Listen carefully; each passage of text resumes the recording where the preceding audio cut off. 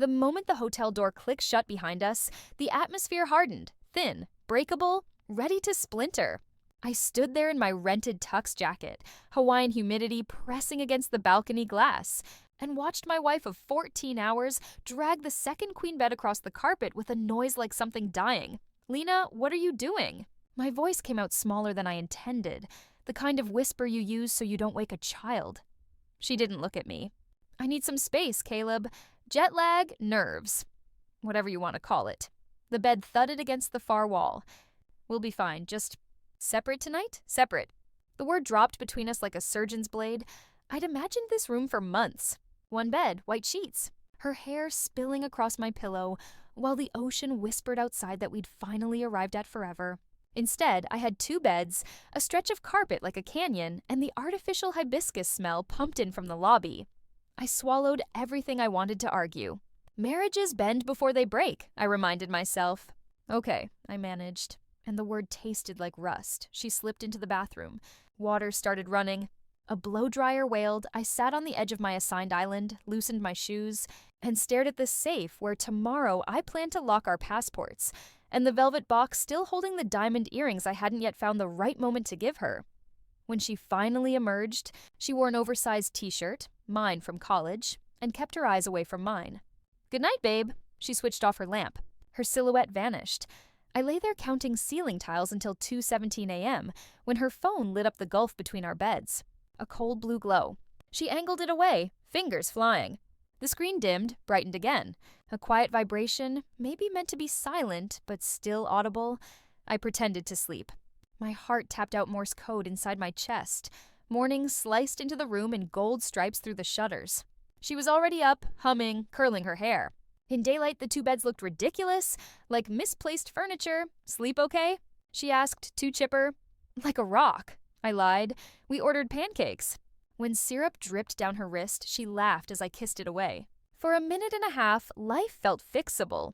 Then her phone buzzed on the table. She flipped it face down so fast, the syrup knife rattled. I smiled the way you do when you're quietly gathering proof. After breakfast, she announced she needed the spa. "Girl time?" You know. Pre-wedding stress didn't evaporate overnight. "Enjoy the plumeria scrub," I told her. The door closed. Silence flooded the room. I lasted 4 minutes before I walked to her bed. The sheets still held the outline of her body. I hated myself for inhaling them.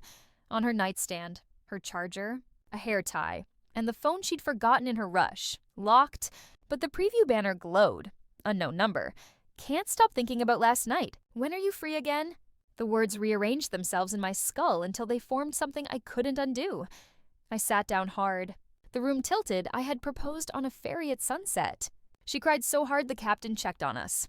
We'd weathered her mother's cancer, my layoff, the fight about inviting my estranged brother. 8 years choosing each other. And now this.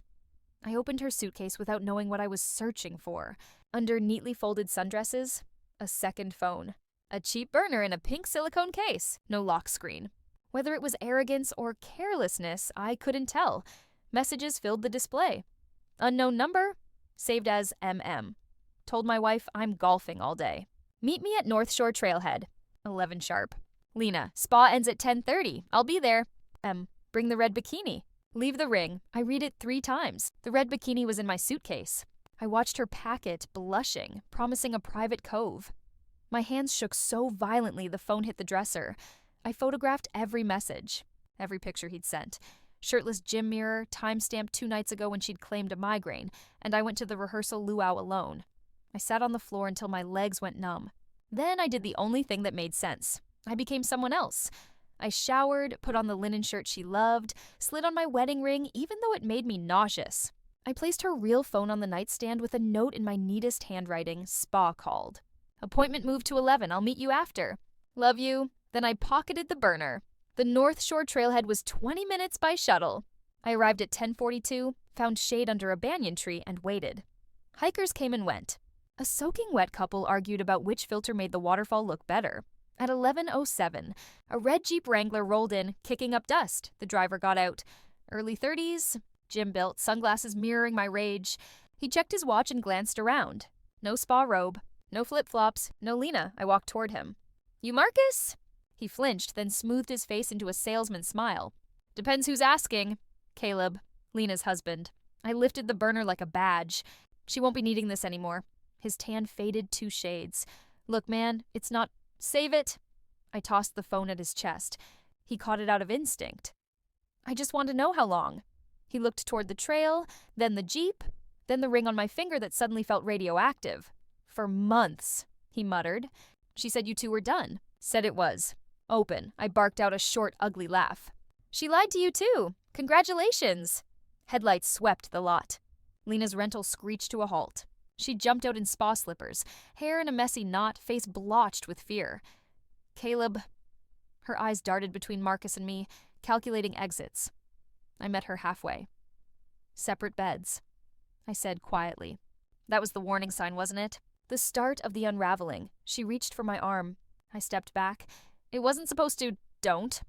The word cracked like a whip. Don't finish that sentence. Marcus cleared his throat. I'll just...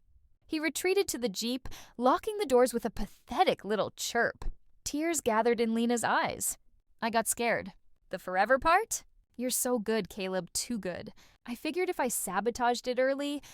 You thought you could control the crash, I said. I pulled the velvet box from my pocket and opened it. The diamond earrings glittered like accusations. These were for tonight, I said. Sunset cruise. I practiced the toast in the mirror. She let out a single, broken sob, unlike any sound I'd heard from her. I'm sorry, she whispered, as flimsy as tissue in a storm. I snapped the box shut. I'm keeping the house, I said. You can have the honeymoon. All of it. The separate beds. The red bikini. The lies. Then I walked away. She called my name 3 times.